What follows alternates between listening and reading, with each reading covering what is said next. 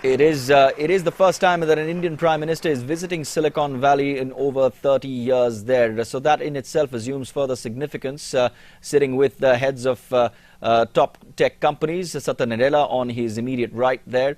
We also have Sundar Pichai, then the two, if you have it, Indian representatives. Let's try and dip in and listen in to the welcome everyone address. To this event, which captures the spirit of Silicon Valley and area.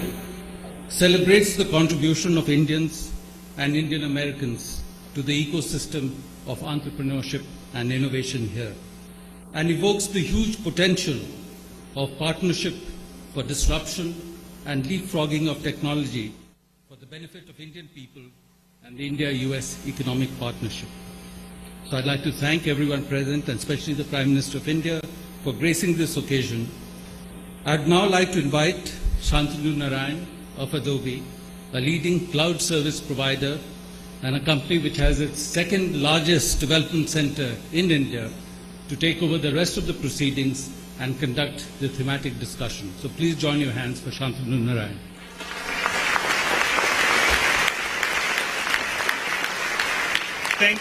Thank you for that introduction, Ambassador Singh, and thank you and the sponsors for putting this event together. It is clearly my great privilege to welcome Shri Narendra Modi ji, the Honorable Prime Minister of India. On behalf of everyone here today, welcome to Silicon Valley. It's an honor to have you here.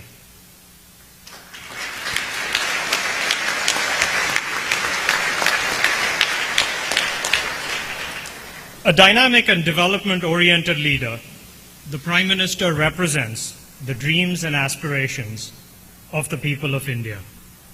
His promise, Sabka Saath, Sabka Vikas, is a beacon of hope for all, and his vision is being realized in broad-reaching programs, including improving the financial inclusion through Pradhan Mantri Jan Dhan Yojana, promoting a cleaner India through Swachh Bharat, and creating skilled manpower and entrepreneurs through his Make in India program.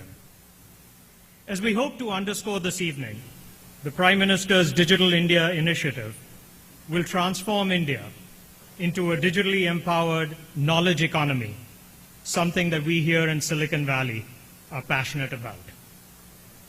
We know that the digital economy has the potential to uplift individuals, businesses, and in fact all of society. That is why we are all here tonight. When I left India 30 years ago, there was no advanced technology back home. We were fortunate to have close-knit families, good values, and a strong educational system, but our career prospects were limited. So like a lot of individuals in this room, we came to the US to go to graduate school. By contrast, Silicon Valley was growing rapidly and there was opportunity everywhere. The entrepreneurial spirit welcomed anyone with a strong work ethic and creative ideas. Today it would nearly be impossible to point to a Silicon Valley company here without finding some leaders, engineers, or business executives with Indian roots. Accident, that's opportunity in action. In less than 3 decades, what was a weak link between India and Silicon Valley has grown strong, and it continues to expand every single day. We all know that India's embrace of technology has already changed its destiny, and unlike 30 years ago, today's college graduates enjoy an abundance of opportunity at home. With the internet bringing the world closer together, India is successfully competing in global markets with its greatest asset, its people. India is now an undeniable force in engineering, software development, as well as services. The objectives of the Digital India initiative lay the foundation for the next phase of innovation in every sector in the Indian economy, from government services to banking, from education to healthcare, mobile and beyond. This is the type of leadership and vision that India needs in order to flourish in the digital era. Our speakers tonight will paint a vision of how Digital India can be achieved, from smart network cities to data-driven business productivity to a more educated and informed population connected through affordable devices. it will also undoubtedly bring India and Silicon Valley closer together. At Adobe, we're pleased to support Digital India and India's transformation into a digital economy. We believe that digital transformation begins with people and not technology. And while most people know us for Photoshop or Acrobat, we understand that creative expression and mass communication through magazines, websites, mobile applications is no longer sufficient. The interaction between business and customers, a school and its students, and a government and its citizens, that is what is going to drive success. To have an impact, businesses and public sector institutions must deliver highly customized, personalized, engaging experiences to every citizen. And in order to do that, they must understand what the individual person wants to accomplish, where they've been, and what they are trying to do. As India embraces the Prime Minister's Digital India vision, including the effort to digitally empower citizens through on-demand government services, there will be one powerful insight that emerges for everybody: know your customer. Citizens everywhere need easy access to information, clear understanding of their rights and responsibilities, and the ability to transact easily with every form of government. Paperwork and bureaucracy will hopefully become a thing of the past. I have witnessed the tremendous impact that citizen engagement initiatives can have in terms of reducing costs, improving efficiency, and when done right, enriching people's lives. And the Prime Minister and his team well understand the impact that digital transformation can have on India. I think they have a head start on precisely what needs to be done, and I'm confident that they will get there. I'm again delighted to be involved in this historic visit by the Prime Minister. It is a great honor to welcome you here to the Valley. But even more exciting is your vision for India, especially through the Digital India initiative. And I look forward to seeing what this transformation will bring for every citizen in India. Our first speaker is one of the visionary leaders of Silicon Valley, someone who has clearly been at the forefront of technological change for several decades, John Chambers. As we all know, John is a highly accomplished executive with numerous awards to his credit, and he oversees the company's growth from just 70 million to well north of 47 billion. But what's even more exciting is the announcement earlier this week of John's election to serve as the next chairman of the US-India Business Council is a reflection of his commitment to India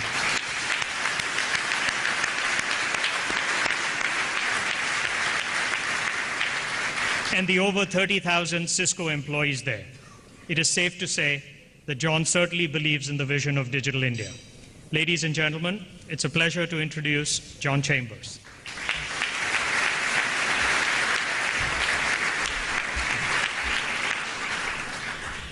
Prime Minister Modi, all of us in the audience could not be more proud that you're with us tonight. You are an amazing ambassador for your country and what's possible in the world. And by being in our country, showing what's possible between our countries, showing what's possible between businesses in India and the US, and now in Silicon Valley, as every company becomes a technology or digital company, you send a message to the world on what's possible. I was asked to talk about the network or the internet. My parents were both doctors, but they taught me early on in life, education was the equalizer in life, but you had to be in the right country, the right state, the right city to really be able to benefit the full opportunity it gave you. With the internet in Cisco 20 years ago, we said the internet is now the second equalizer in life. And it suddenly began to break down the barriers, not perfectly, but in a large facet has had more impact on businesses and government than any technology advancement we've ever done. And now we're on the cusp of what we call, you can call it the next generation of the internet, you can call it digitization, you can call it the internet of everything. But as technology combines with process change, with innovation, it truly for the first time has the potential to change the world. I was deeply honored when I was asked to be chairman of the United States-India Business Council. And while I was tremendously humbled by that, my first reaction was, is this what I want to do at this point in my life? And then I thought how wrong that was. Because what we do at Cisco, while we're far from perfect company, we get transitions right. And there are three huge transitions going on in the world at the present time. The first is one that really this technology will enable every company to become a technology company in ways that many of my peers will probably talk about tonight.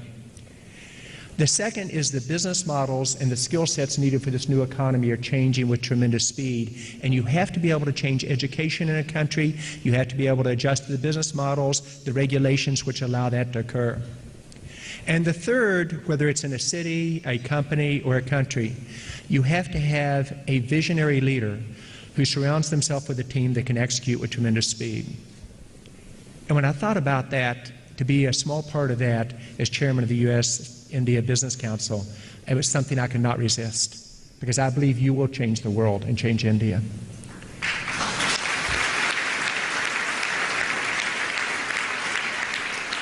For those of you who are doubters and say this is a vision and it won't happen, I want you to go back to the information age, which literally occurred from 1990 to 2010.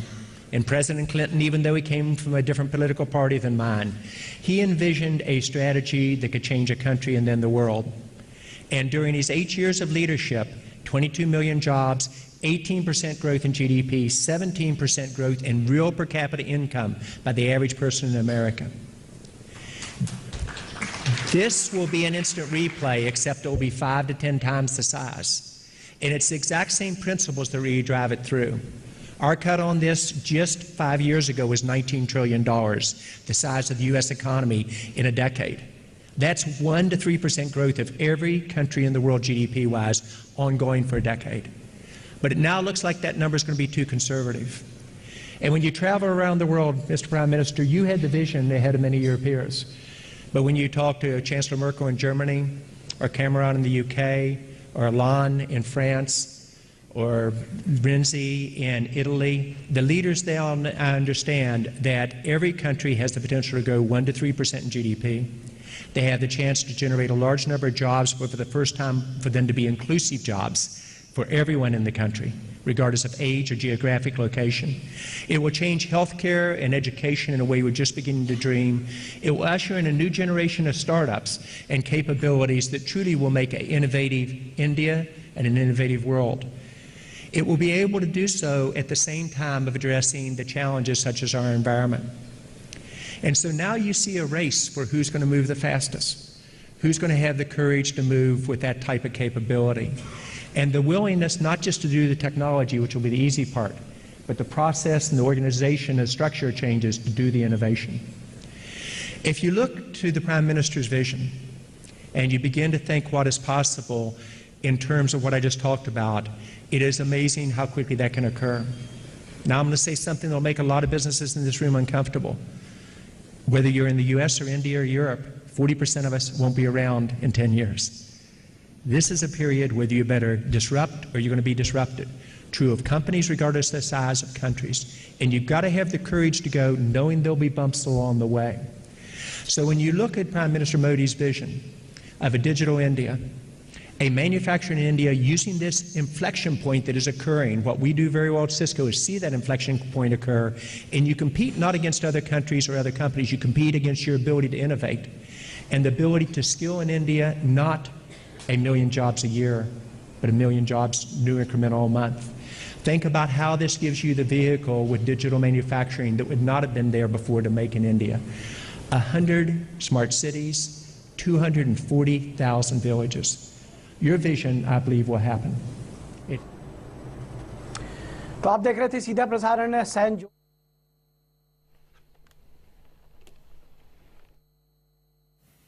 It also takes, going back to my opening comments, you have to get the market transitions or the tipping points right. This digital age is now upon us. So the technology transition is there. Second, you have to see the business models and the skills that employees need to participate in this new economy. So it isn't dependent on which city you're in or which state or which country. And then you've got to have a charismatic leader who has the courage to make the changes, who knows at times they'll be second-guessed, that is willing to disrupt or be disrupted and can take those tremendous ideas in a simplistic way and bring it to life. It's an honor, Mr. Prime Minister, for you to be here in Silicon Valley. We within USIBC will be there for you. I think Silicon Valley will be there for you, and I think the United States and India will be very strong together because of your leadership. Thank you.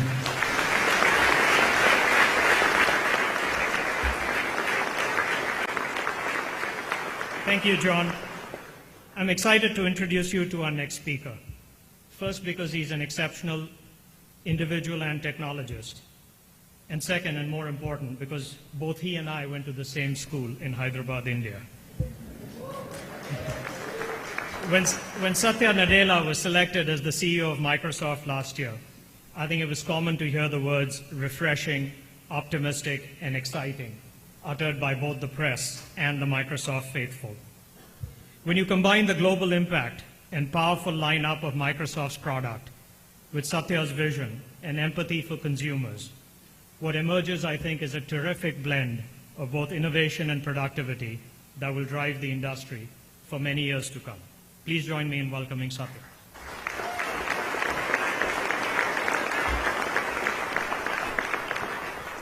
Thank you so much, Shantanu. Honorable Prime Minister, fellow speakers, and ladies and gentlemen. It's a real privilege to have a chance to share a few thoughts today on technology and its potential to help realize the broader vision and priorities that the Prime Minister has set. In June of this year, I had a chance to visit Nanyuki in Kenya.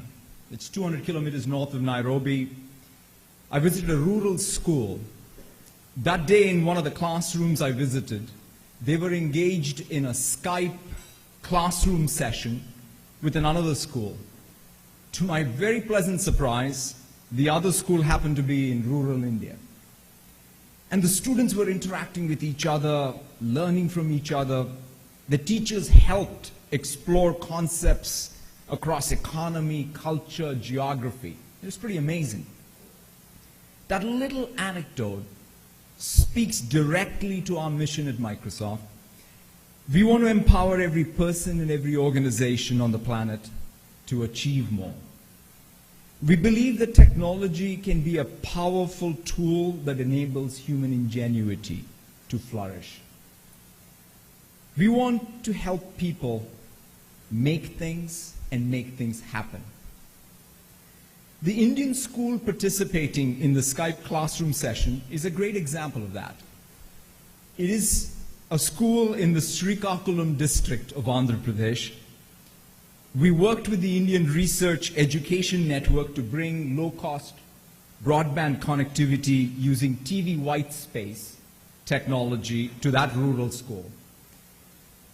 We're now working to pilot the same in Varanasi. And our plan is to partner with the Government of India, the state governments, the telecommunications company, and the local ISPs to take this technology to 500,000 villages in India. We believe low-cost broadband connectivity coupled with the scale of the cloud computing and the intelligence that can be harnessed from data can help drive creativity, efficiency, and productivity across governments and businesses of all sizes. This in turn will drive more affordable products, services, and access to opportunity for all of India. To that end, next week, we're going to announce the availability of our cloud services operating out of India data centers.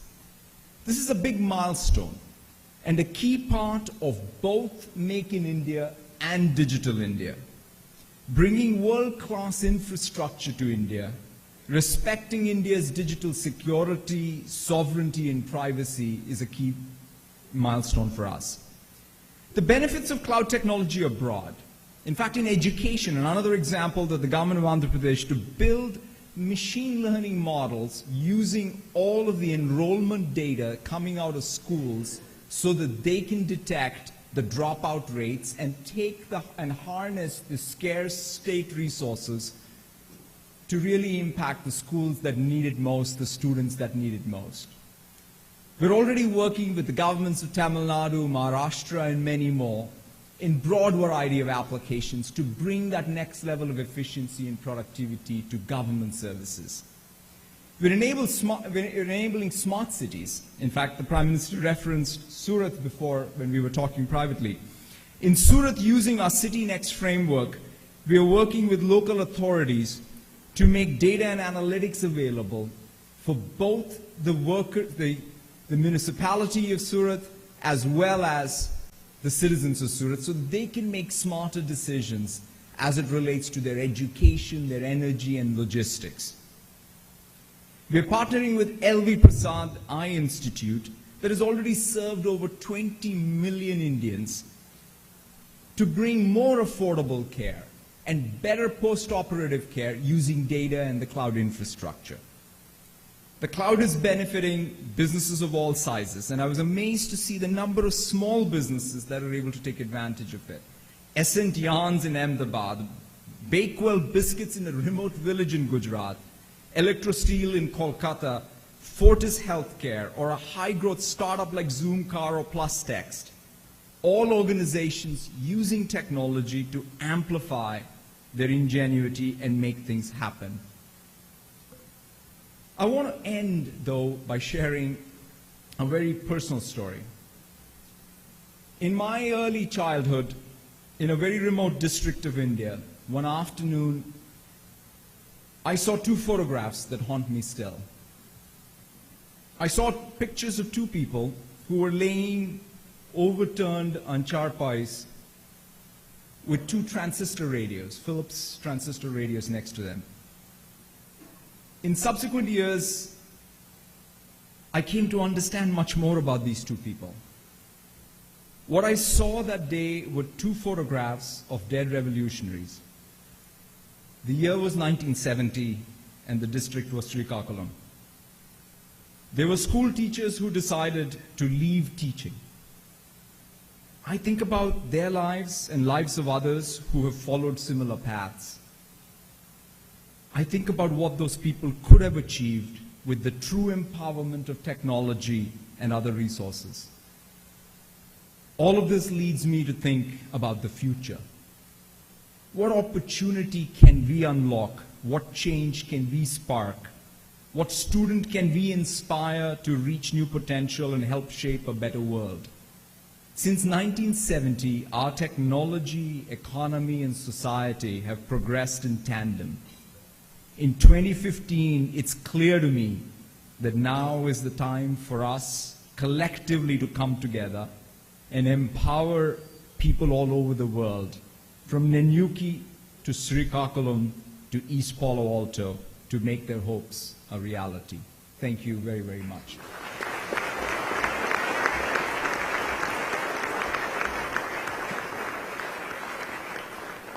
An inspiring story about opportunity. One of the unique things about Silicon Valley is that they're engineers and technologists running companies. With more than 50 patents in the wireless industry to his credit, Paul Jacobs is an engineer's engineer. But as the executive chairman and chairman of the board at Qualcomm, Paul is now guiding the global leader in mobile chipsets and technology licensing, enabling the beloved devices and smartphones from all the world's leading brands in mobile. Paul has also served for the last few years on the US-India CEO Forum, which helps to work both the Indian and US government improve government relations. Please join me in welcoming Paul Jacobs.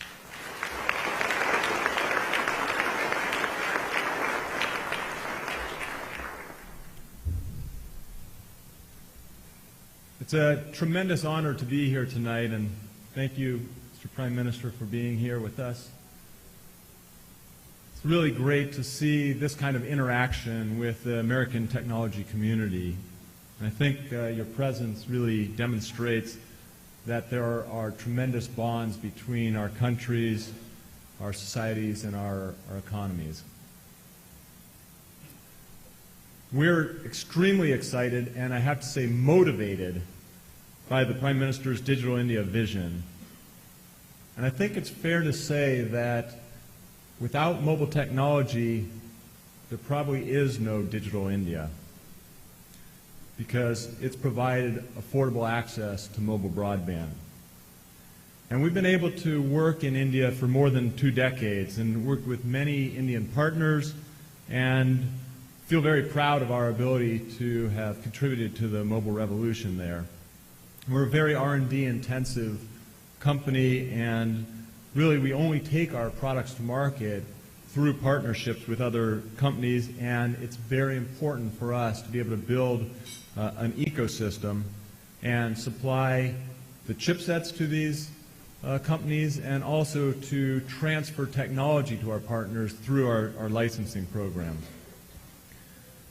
So mobile technology really is transforming pretty much every facet of our lives. I don't need to say that to anybody here. I think we all understand that quite well and quite viscerally.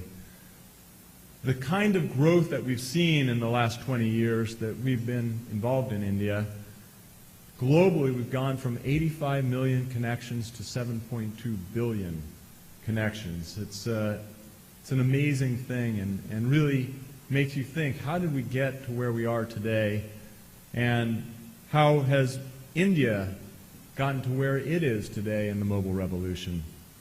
My history starts back in '94.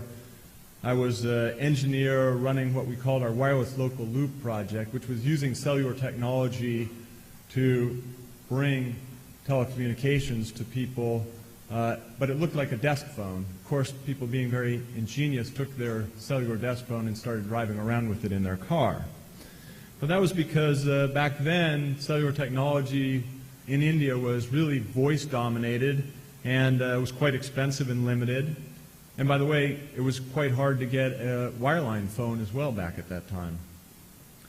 So we had this second generation CDMA technology was being adopted around the world, and I have to say that Indian operators were had great foresight and really understood early on the value of a technology which could give them superior coverage, great voice quality, and importantly, very efficient use of the spectrum, because what then occurred was in '96 this one nation, one rupee tariff, which radically decreased the cost of connectivity and gave that to many, many people in the country. And over the decades, we've obviously continued to work with all of the operators in India as they really strive to provide affordable mobile data. And as we are going through these technology transitions, 2G to 3G to 4G, really trying to help the operators manage this tremendous and ever-growing demand for mobile broadband. And one of the things I'm very proud of is that we've already seen the launch of 4G technology, much faster speeds at the same kind of pricing that we've seen 3G, and it's quite inexpensive.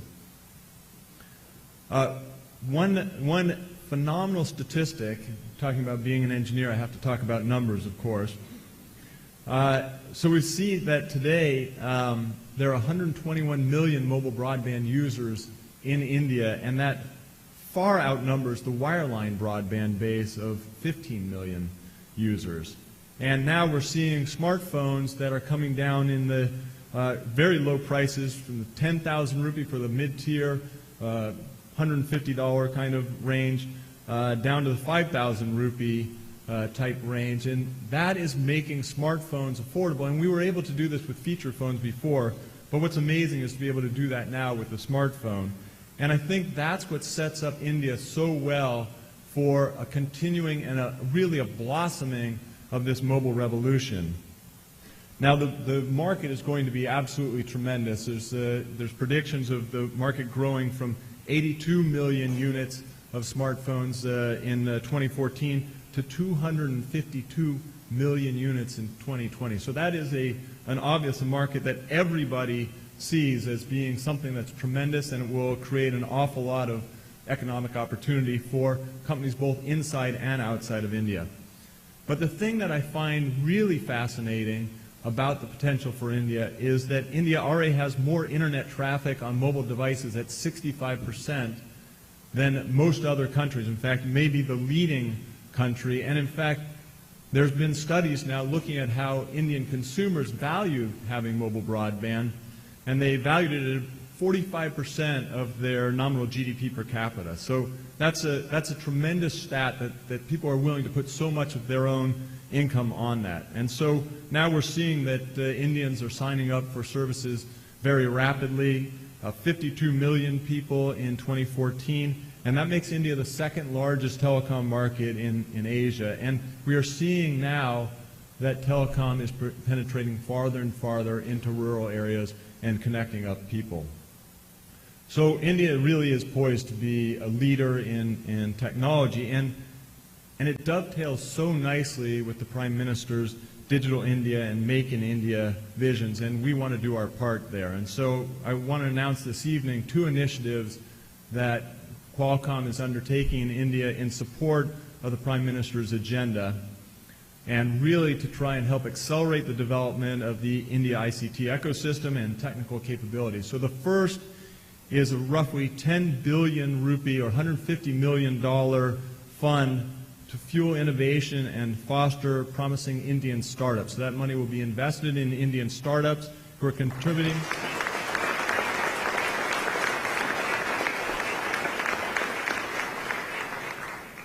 to startups that are contributing in the mobile and Internet of Everything ecosystem. And we're very excited about the prospects there.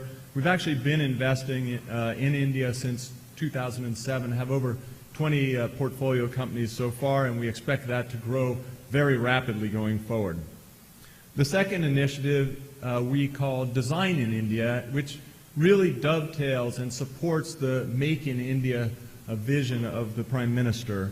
And what we really want to see, and it's something that we've been able to do in other countries, is build a local ecosystem for product design. And you say, why design? And it's because India really has this fundamental advantage. It is known worldwide for having an innovation and knowledge economy.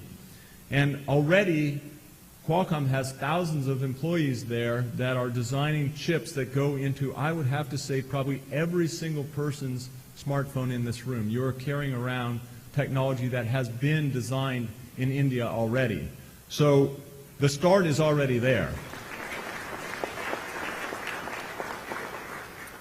So we're going to set up an innovation lab to support this, and we are going to have design challenges, so a competition to support this, and we're very focused on setting up a large number of new design houses in India to design products in India, for India and for the rest of the world.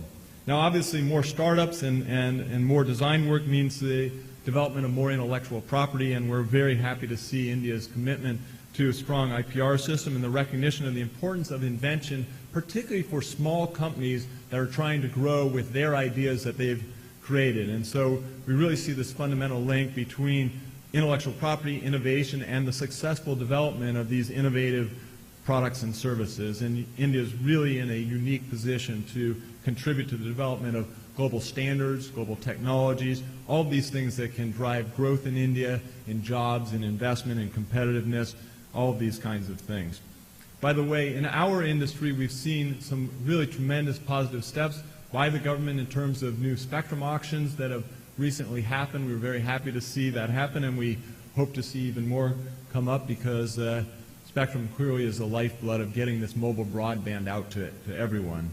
And I just want to touch to close on what the impact of mobile can have on people in very far-flung regions.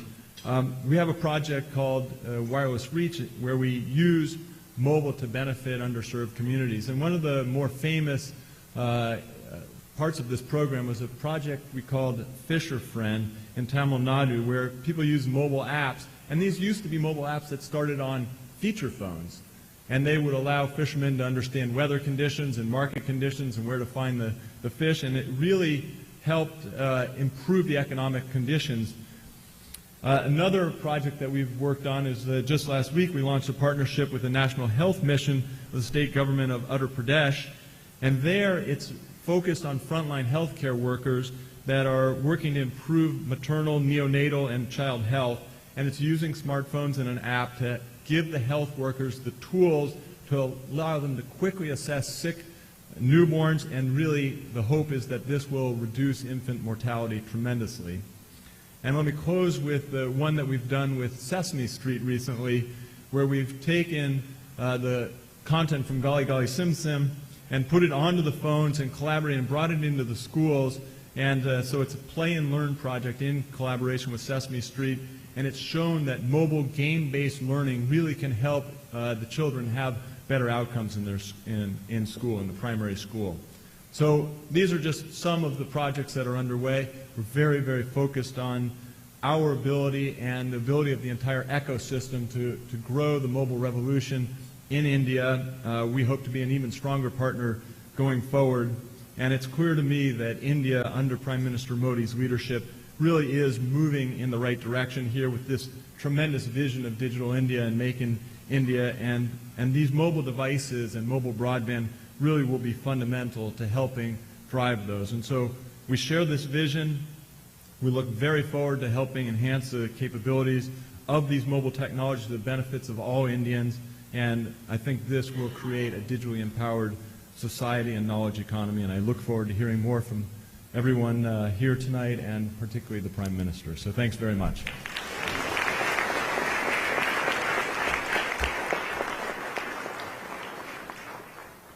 Until this summer, when he became CEO of Google, I think people outside of Silicon Valley may not have known much about Sundar Pichai, and yet they knew his products very well. There are more than 1 billion people all over the world who use the products he's had a significant hand in, including Google Search, Gmail, Google Maps, and Android. And I know what attracted Sundar to Google was its ability to be the great equalizer, an enabler to everyone around the world. Sundar's passion for empowering those who've been left behind in the digital revolution and those who haven't had the enormous benefits of pocket computing and those who don't live yet in an information society is very exciting. Please join me in welcoming Sundar Pichai.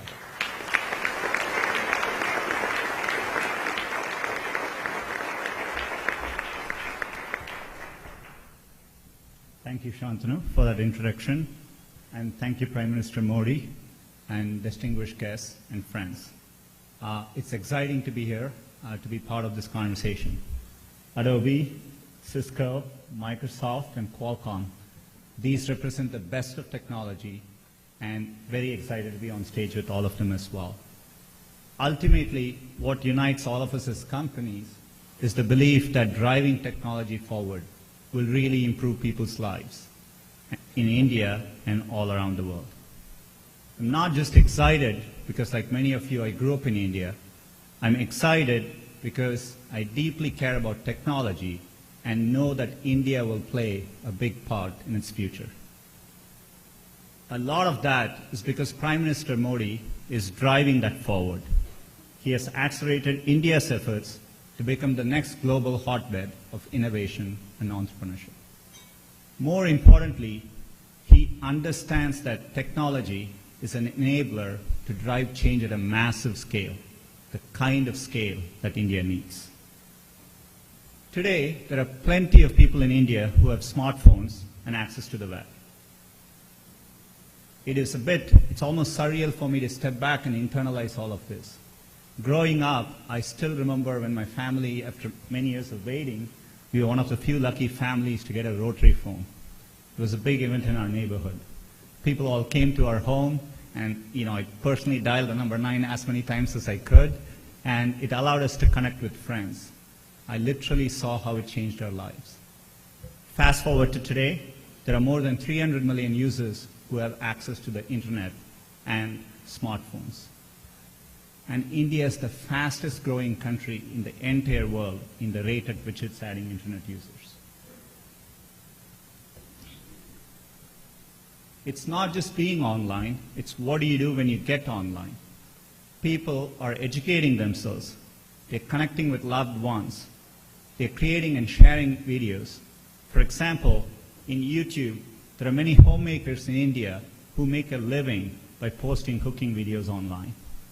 Our largest YouTube creator, the most popular YouTube creator in India is Nisha Madhulika, who has millions of followers making vegetarian recipes in Hindi on YouTube.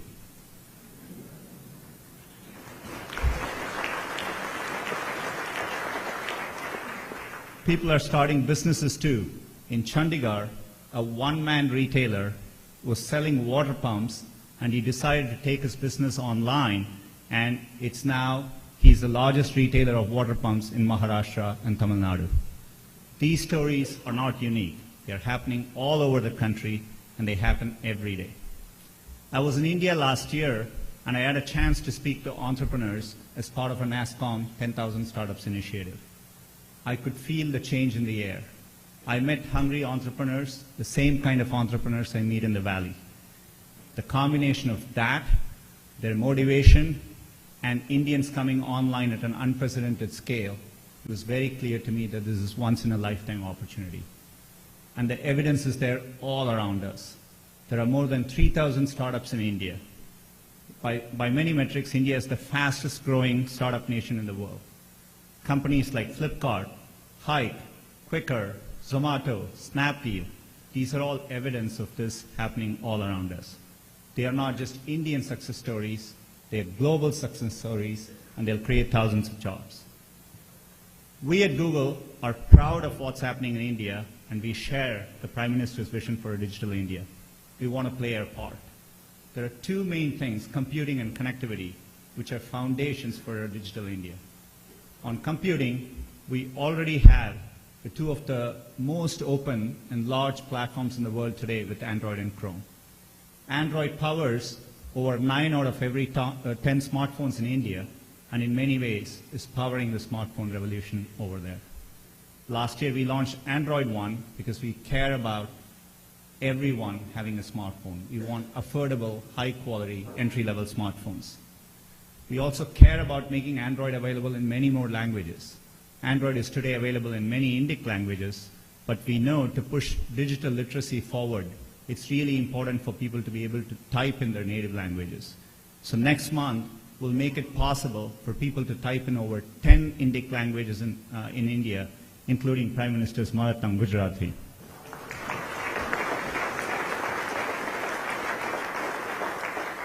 We are bringing Chromebooks to schools throughout the country, giving kids access to more information. And finally, we are working on many connectivity projects, including an important announcement in terms of bringing connectivity to railway stations throughout India, which we'll announce with Prime Minister Modi tomorrow at Google. All of this goes to the heart of why our company exists, giving access to information and knowledge to more people. It's the core mission of Google. And more than almost anywhere else, India has the innovative spirit that lies in our DNA, and it's doing great things with it. It's that spirit that drives everyone here, and like everyone, I'm excited to see India's future. Very excited to work together with the Prime Minister to make that happen, and thank you all.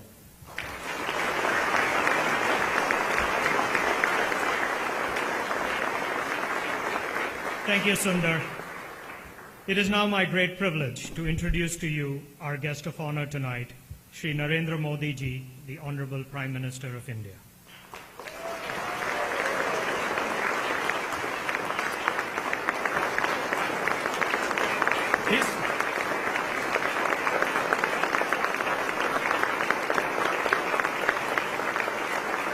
History was written when he took the oath as the 15th Prime Minister of India after an overwhelming mandate from the people.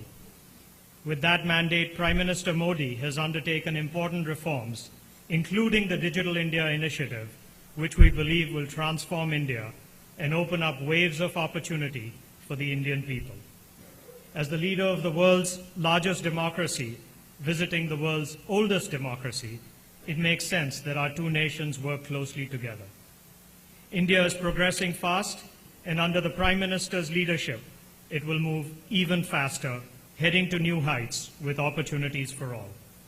Pradhan Mantri ji, aapka yahan Silicon Valley mein hardik swagat hai. Welcome to Silicon Valley. It's an honor to have you. Please join me in welcoming.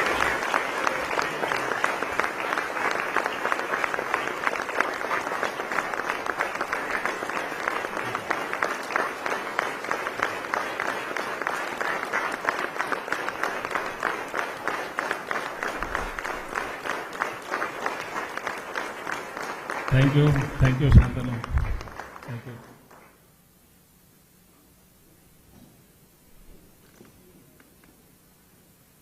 Thank you, Shantanu. John, Satya, Paul, Sundar, Vantage, a big thank to you. I'm sure this was not pre-arranged, but here on the stage you see a perfect picture of India-US partnership in digital economy.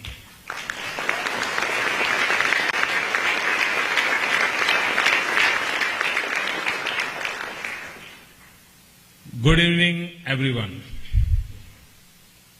If there was ever a gathering under one roof that could claim to be shaping the world, it is this.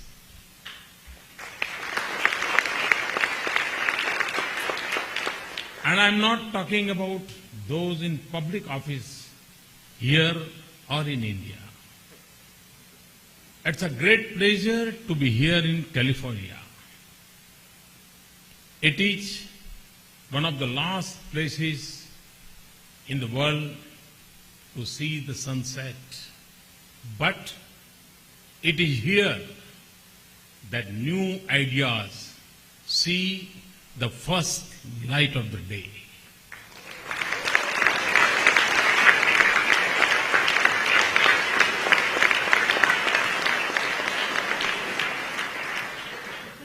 It's a great honor that you have joined us tonight. I have met many of you in Delhi and in New York and on Facebook, Twitter, Instagram. These are the new neighborhoods of our new world. If Facebook were a country, it would be the third most populous one and the most connected. Google today has made teachers less awe-inspiring and grandparents more idle. Twitter has turned everyone into a reporter. The traffic lights that need to work the best are on Cisco routers.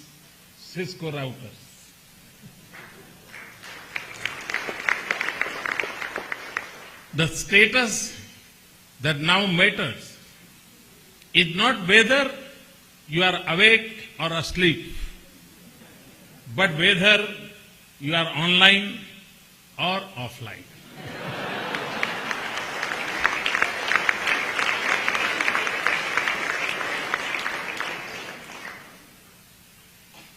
The most fundamental debate for our youth is the choice between Android, iOS, or Windows.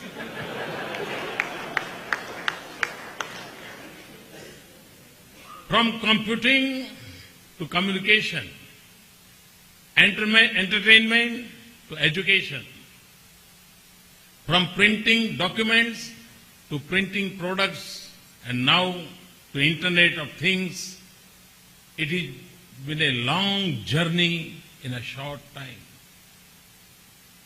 From cleaner energy to better healthcare and safer transport, everything is converging around the work you do. In Africa, it is helping people transfer money on phone. It has made reaching small island states no longer a journey of adventure, but a convenient click of a mouse. In India, a mother in a distant hill village has a better chance to save her newborn infant. A child in a remote village has better access to education.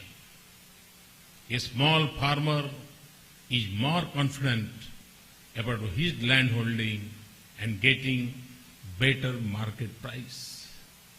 A fisherman on the sea has a better catch, and a young professional in San Francisco can Skype daily to comfort her sick grandmother in India.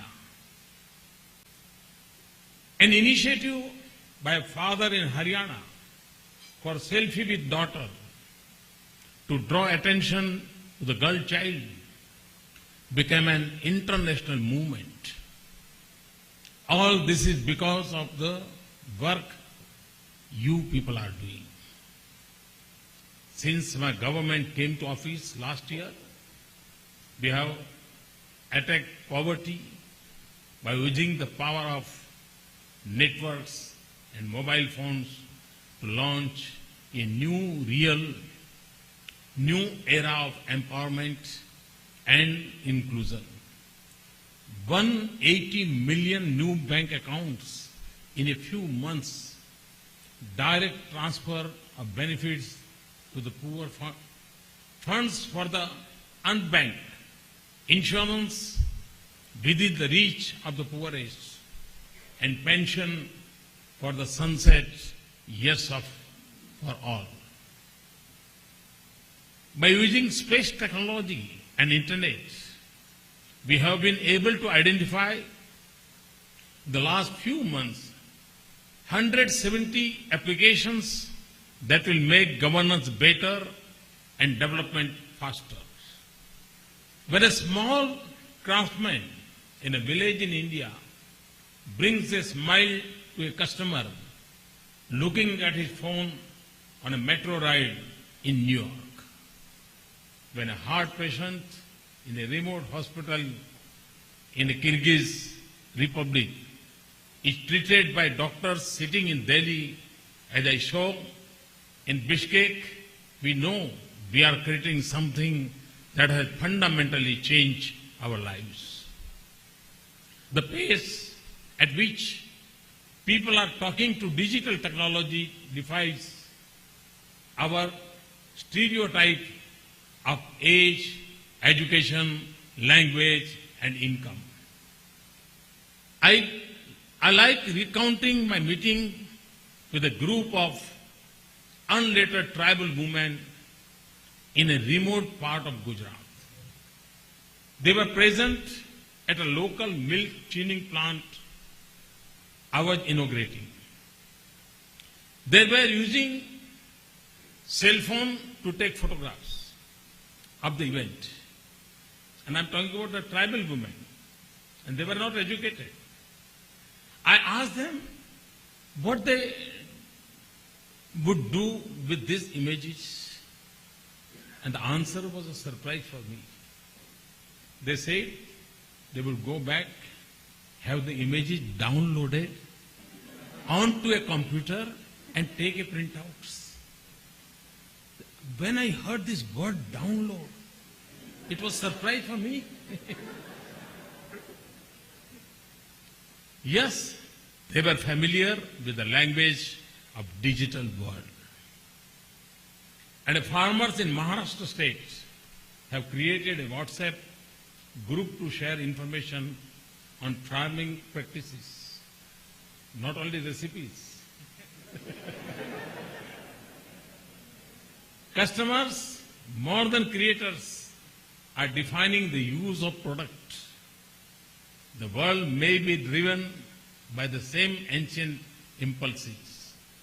We will continue to see human struggles and successes. We will witness human glory and tragedies. But in this digital age, we have an opportunity to transform lives of people in ways that was hard to imagine just a couple of decades ago. This is what sets us apart from the century that we have just left behind.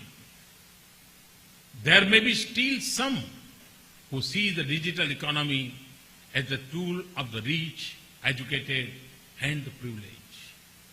But ask the taxi driver or the corner vendor in India what he has gained from this cell phone, and the debate gets settled. I see technology as a means to empower and as a tool that bridges the distance between hope and opportunity. Social media is reducing social barriers. It connects people on the strength of human values, not identities. Today, technology is advancing citizen empowerment and democracy that once drew their strength from constitutions. Technology is forcing governments to deal with massive volumes of data and generate responses not in 24 hours, but in 24 minutes.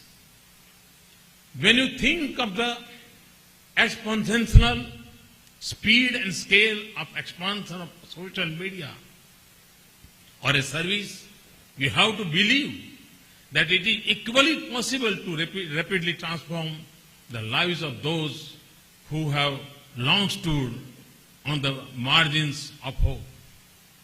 So friends, out of this conviction was born the vision of Digital India. It is an enterprise for India's transformation on a scale that is perhaps unmatched in human history. Not just to touch the lives of the weakest, farthest, and poorest citizens of India, but change the way our nation will live and work.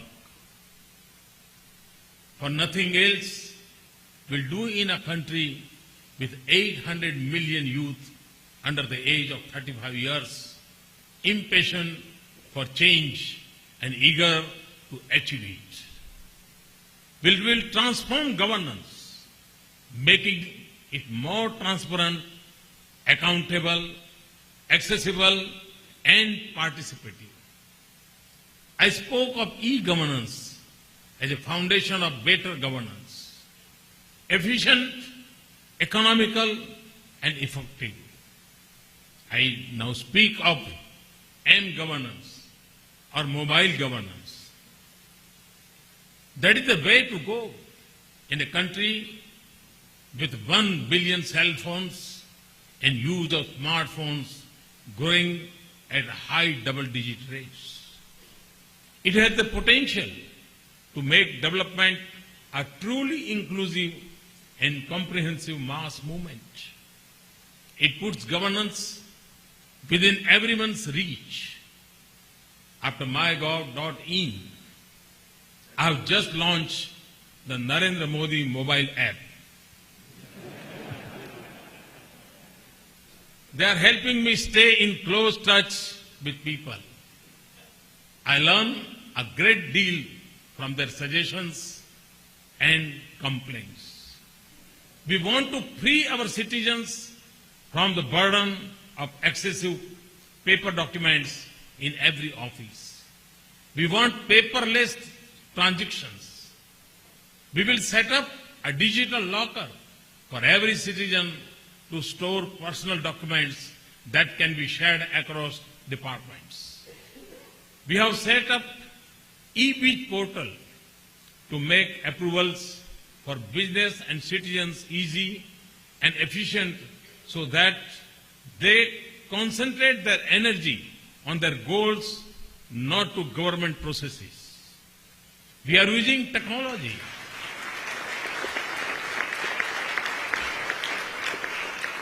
We are using technology to impart scale and speed to development. Information, education, skills, healthcare, livelihood, financial inclusion, small and village enterprises, opportunities for women, conservation of natural resources, distributed clean energy, entirely new possibilities have emerged to change the development model. But for all this, we must bridge the digital divide and promote digital literacy in the same way that we seek to ensure general literacy. We must ensure that technology is accessible, affordable, and adds value. We want our 1.25 billion citizens to be digital connected. We already have broadband usage across India go up by 63% last year. We need to accelerate this further. We launch an aggressive expansion of the national optical fiber network that will take broadband to our 600,000 villages. We will connect all schools and colleges with broadband. Building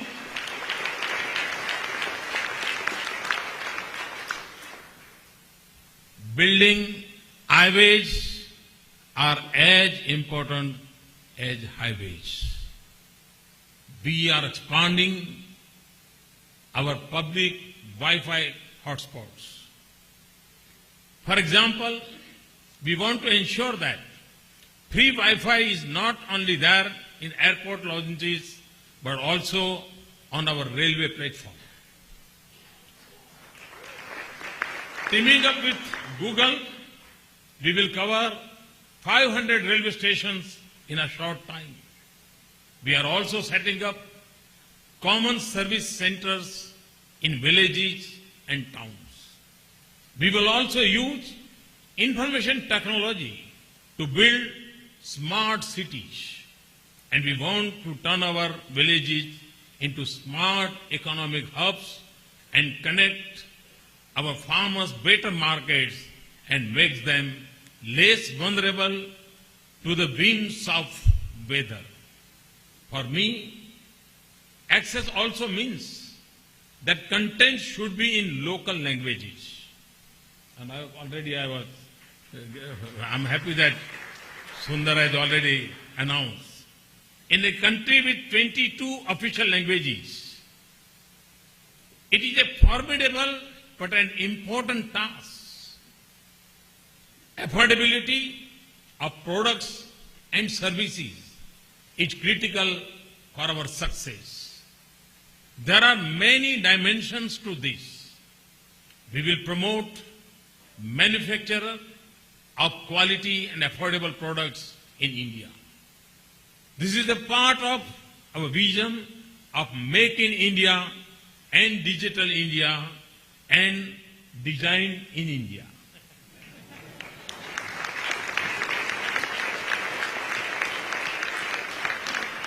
As our economy and our lives get more wired, we are also giving the highest importance to data privacy and security, intellectual property rights, and cyber security.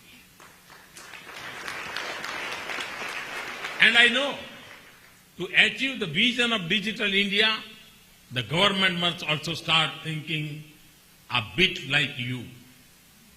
So, from creating infrastructure to services, from manufacture of products to human resources, development from support governments to enabling citizens and promoting digital literacy, Digital India is a vast cyber world of opportunities for you. The task is huge. The challenges are many, but we also know that we will not reach new destination without taking new roads. Much of India that we dream of is yet to be built. So we have the opportunity to shape its path now. And we have the talent, enterprise, and skill to succeed. We also have the strength of the partnership between India and the United States. Indians and Americans have worked together to shape the knowledge economy. They have made us aware of the vast potential of technology. From large corporate to young professionals in this great center of innovation, each can be part of the digital India story.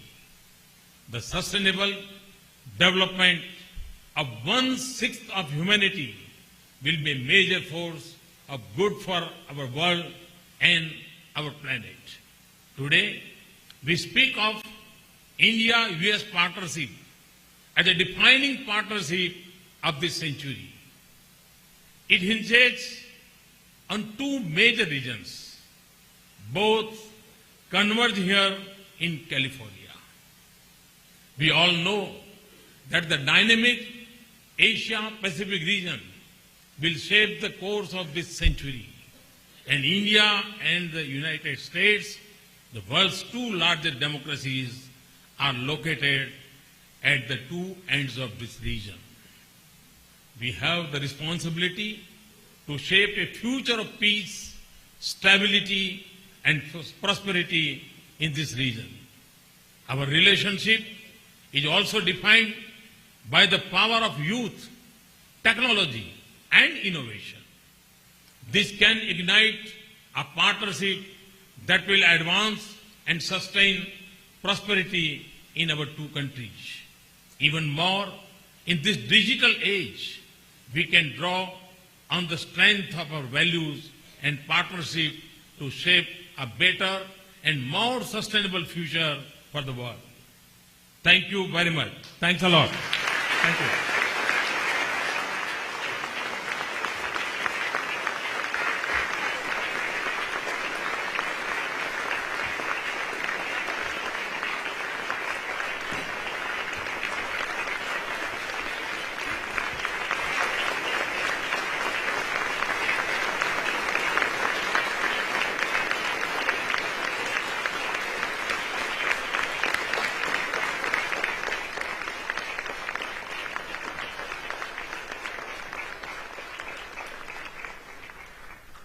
Ladies and gentlemen, His Excellency Prime Minister Narendra Modi. Thank you very much. I would now like to bring to the podium Mr. Venkatesh Shukla, President of TiE Silicon Valley, to deliver the vote of thanks.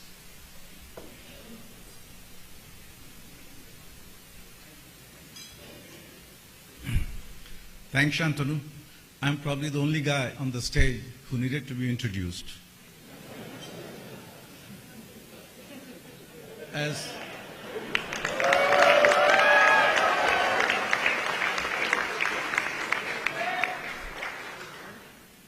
President of TiE Silicon Valley, it's my unique honor and privilege to propose a vote of thanks. First of all, I'd like to thank all of you. You guys are movers and shakers of Silicon Valley, and your presence in such large numbers is what makes this a historic event. Please give yourself a round of applause.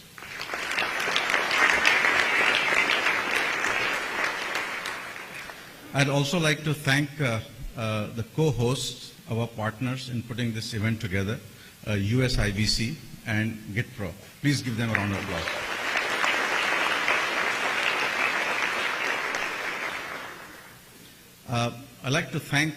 I really would like to thank outstanding, Ambassador Arun Singh for his outstanding leadership in arranging this visit, and his very efficient and cheerful deputies here, Consul General Ashok Venkatesh and Dr. Srinivas.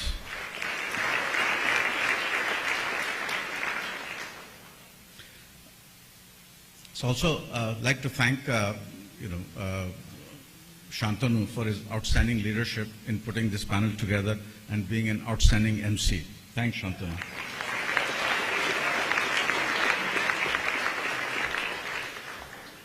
It's a rare privilege to be in the same room with the leaders of the most successful companies in technology. It's even more rare to hear their perspectives, together. So please give a round of applause to John, to Satya, to Paul, and to Sundar.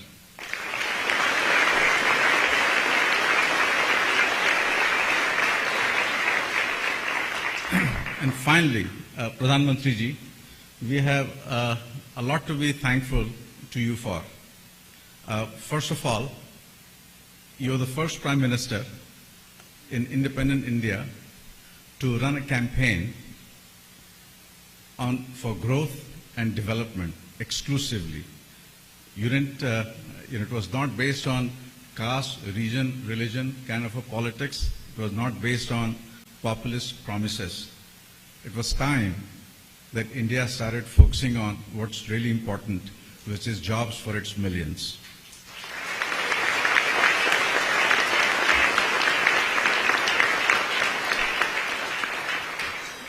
Sir, we are also thankful to you that we don't hear dreaded expressions like tax terrorism and policy paralysis anymore.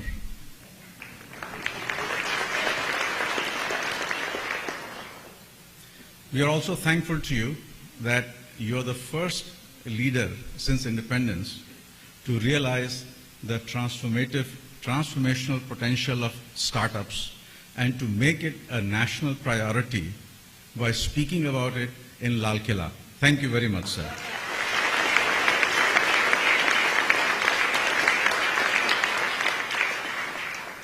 Finally, we are very, very thankful that you came to Silicon Valley. And we are very thankful that you made Silicon Valley, you showcased the importance of Silicon Valley, and you showcased the importance of Silicon Valley and India working together. We are very, very thankful to you, sir.